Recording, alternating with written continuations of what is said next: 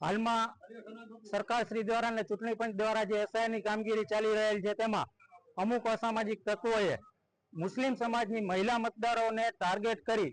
અને જે હાલમાં કાર્યક્રમ ફોર્મ નંબર 7 થી વાંધા લેવાનો છે તેમાં 1700 જેટલા ફોર્મ શહેરમાં અને 700 જેટલા ગ્રામ્યમાં ફોર્મ રજૂ કરેલ છે અને એમાં માત્ર ને માત્ર મુસ્લિમ મહિલા મતદારો વિરુદ્ધ વાંધાઓ લેવામાં આવેલ છે એવું અમારા ધ્યાનમાં આવતા આજરોજ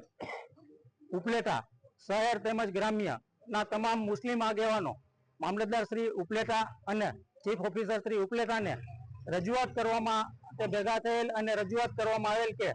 આ જે અરજદારો છે ખરેખર તે જ અરજદારોએ આ અરજીઓ આપેલ છે કેમ તેમની પેલા ખરાઈ કરવામાં આવે અને જે આ મતદારોના નામ ખોટી રીતે કમી ન થાય તે માટે તકેદારી લેવામાં આવે અને યોગ્ય પ્રક્રિયા કરવામાં આવે। સૌથી પહેલા તો અરજદારની ખરાઈ કરવામાં આવે એવી માંગણી સાથે આજે બંને અધિકારીશ્રીઓને રજૂઆત કરવા માટે તમામ મુસ્લિમ સમાજના આગેવાનો અને મુસ્લિમ સમાજના તમામ સભ્યો હાજર રહેલ છે। આ ખરેખર ખૂબ જ ગંભીર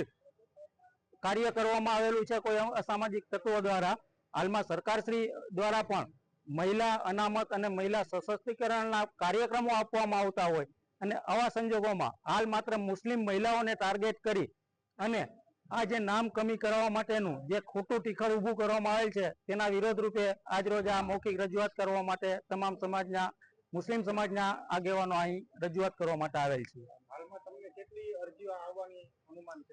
હાલમાં ચીફ ઓફિસર સાહેબને રૂબરૂ પૂછતા એમને એવું જણાવેલું કે 1700 જેટલી શહેરની અરજીઓ આવેલી છે અને ગ્રામ્યની મામલતદાર સાહેબને 700 જેટલી અરજીઓ આવેલી છે।